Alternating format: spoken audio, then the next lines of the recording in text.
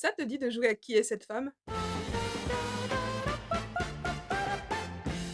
Indice numéro 1, elle est britannique. Indice numéro 2, elle est le point commun entre Edith Piaf, Aliénor d'Aquitaine et la mère de Napoléon.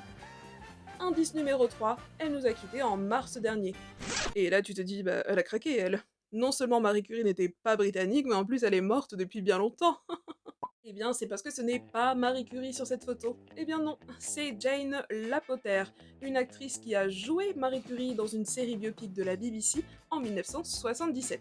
Le problème de cette photo, c'est qu'elle est tellement reprise pour illustrer les publications et les articles que maintenant tout le monde est persuadé que c'est vraiment Marie Curie. Et mes préférés, ce sont ceux qui ont mis cette photo en noir et blanc pour faire croire que c'était une photo d'archive. Pourquoi ça m'énerve? Quand on prépare des publications de vulgarisation, on se contente pas de lire une page Wikipédia et de balancer les premières photos qu'on trouve. Enfin, j'espère que vous faites pas ça. Et quand on bosse sur des femmes qui manquent de visibilité, eh bien parfois, oui, c'est frustrant parce qu'on ne trouve pas d'archives visuelles de ces personnes.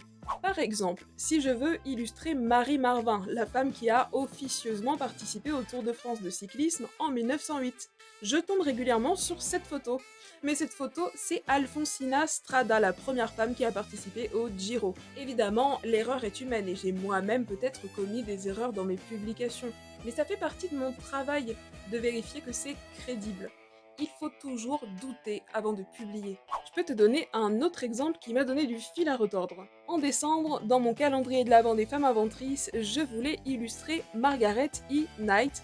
Je sais qu'elle est née en 1838 et qu'elle est morte en 1914, et j'ai trouvé une première photo de 1912 qui était pas très lisible. Mais j'ai trouvé une seconde photo d'une femme qui a l'air d'avoir une trentaine d'années dans les années 1940. Bah là t'es d'accord avec moi, ça peut pas être elle puisque les dates ne concordent pas. Eh bien crois-le ou non, mais dans les recherches, cette image apparaît 9 fois sur 10.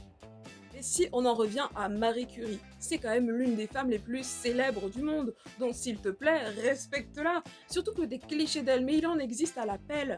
Marie au travail, Marie en voyage de noces, Marie jeune, Marie vieille, Marie en famille, Marie encore au travail.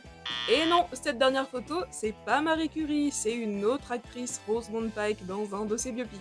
J'espère que t'es pas tombé dans le piège, hein.